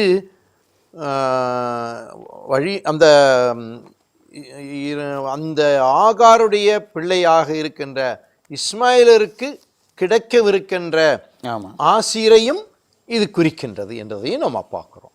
ஸோ இந்த பின்னணியில் நாம் வந்து அடுத்த ஒரு அதிகாரத்துக்கு நம்ம செல்வோம். இப்போ இந்த 16வது அதிகாரத்தில் பகுதி பார்த்தோம்.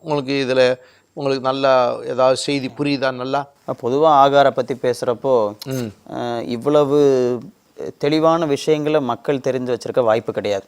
காரணம், வாக்களிக்கப்பட்டது ஈசாக்கு தான், சாராய் தான் ஆபிராமினுடைய மனைவி. அதனால ஆகார் வெறுமனே ஒரு அடிமை பெண், நடந்த விஷயங்கள் எதுவுமே அவ்வளவு நமக்கு தேவைப்படுகின்ற தகவல்கள் கிடையாது அப்படின்னு சொல்லி ஒதுக்கி வைக்கின்ற ஒரு சூழ்நிலையில இதுவரை நீங்க கொடுத்த இவ்வளவு தெளிவான ஆழமான ரொம்ப விவரமான கருத்துக்கள் ஆண்டவரே ரொம்ப முக்கியமானது. ஏன்னா ஒரு அடிமையாக அங்கிருந்து அந்த கொடுமையை தாங்க முடியாமல் வந்த அந்த பெண்ணுக்கு ஆண்டவரின் தூதர் அளித்த அந்த ஒரு நிலைப்பாட்டை ஏற்றுக்கொண்டு இரக்கத்தை ஏற்றுக்கொண்டு அவங்க திரும்பி போனதுனால எவ்வளவு பெரிய ஆசீர்வாதத்தை அவங்க பெற்றுக்கொண்டார்கள். நீங்களும் சொன்னீங்க, ஆபிராமுக்கு இந்த 2 பேர் வழியாகவும் எவ்வளவு பெரிய இன விருத்தி, பெரிய இனமாக்குன்னு சொன்னது ஒருத்தருக்கு மட்டும் ஆண்டவர் வந்து செய்யல, 2 பேருக்குமே செய்யறார். இதை வந்து உண்மையாகவே ரொம்ப தெளிவாக புரிந்து கொள்ள வேண்டிய முக்கியமான ஒரு வசனத்தை கோடிட்டு காட்டின என்னன்னா, ஆண்டவர் என்னை கண்டார், நானும் அவரை கண்டேன். ஆண்டவர் அவர் மீது வைத்த இரக்கத்தையும் இவர் வந்து ஆண்டவர் மீது வைத்திருந்த நம்பிக்கையையும் அந்த ஒரே வார்த்தையில வந்து அந்த ஒரு வார்த்தை வந்து ரொம்ப அருமையாக அந்த ஆசிரியர் எழுதுகின்ற அந்த உருவக வார்த்தை இருக்க, அது ரொம்ப அருமையான. அன்பார்ந்த மாதா தொலைக்காட்சி நேயர்களே, இதுவரை நாம் எடுத்து வாசி நிகழ்ச்சியின் 2ஆம் பருவத்தில் தொடக்க நூலின் 16வது அதிகாரம் வரை ஆழமாக தெளிவாக நாம் வாசித்து அதற்குரிய விளக்கங்களை பெற்று தெரிந்து கொண்டிருக்கிறோம். இந்த இறைவசனங்களை நாம் வாசிக்கவிருக்கிறோம். வாசிப்போம். அந்த ஆழத்தோடு அர்த்தத்தோடு பெற்றுக்கொண்ட விளக்கத்தோடு இந்த இறை வார்த்தையை வாசிப்போம். தொடக்க நூல் அதிகாரம் 16. ஆபிராமின் மனைவி சாராய்க்கு மகப்பேறு இல்லை. சாராய்க்கு ஆகார் என்ற எகிப்திய பணிப்பெண் ஒருத்தி இருந்தாள். சாராய் ஆபிராமிடம், ஆண்டவர் என்னை பிள்ளை பெறாதபடி செய்துவிட்டார். நீர் என் பணிப்பெண்ணிடம் உறவு கொள்ளும். ஒருவேளை அவள் எனக்காக பிள்ளை பெற்றுத்தரக்கூடும் என்றார். ஆபிராம் சாராயின் சொல்லை கேட்டார். ஆபிராம் கானான் நாட்டில் 10 ஆண்டுகள் வாழ்ந்த பின் அவர் மனைவி சாராய் எகிப்திய பணிப்பெண் ஆகாரை தம் கணவருக்கு மனைவியாக கொடுத்தார். அவர் ஆகாருடன் உறவு கொண்ட பின் அவள் கருவுற்றாள். தான் கருவுற்றிருப்பதை கண்டதும் தன் தலைவியை அவள் ஏளனத்துடன் நோக்கினாள். அப்பொழுது சாராய் ஆபிராமிடம், எனக்கு இழைக்கப்பட்ட தீங்கு உம்மேல் இருக்கட்டும்.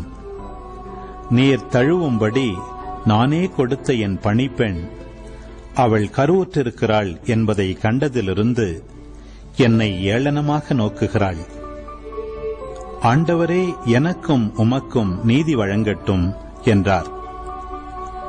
ஆபிராம் சாராயிடம், உன் பணிப்பெண் உன் அதிகாரத்தின் கீழ் இருக்கின்றாள். உனக்கு நல்லதாகப்படுவதை அவளுக்குச் செய் என்றார்.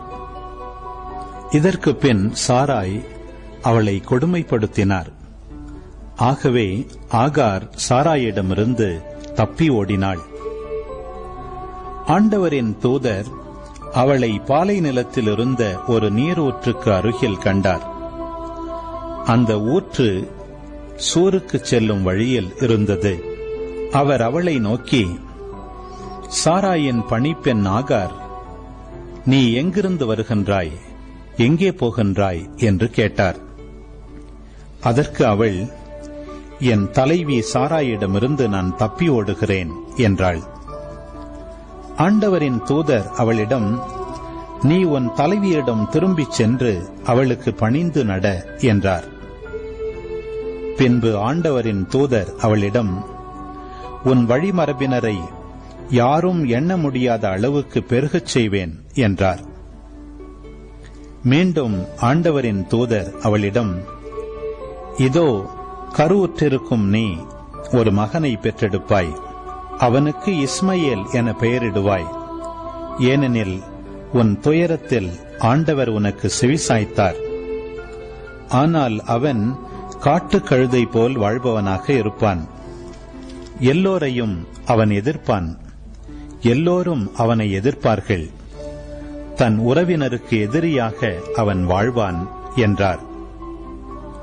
அப்பொழுது, என்னை காண்பவரை நானும் இங்கே கண்டேன் அல்லவா என்று அவள் சொல்லி, தன்னுடன் பேசிய ஆண்டவரை காண்கின்ற இறைவன் நீர் என்று பெயரிட்டு அழைத்தாள்.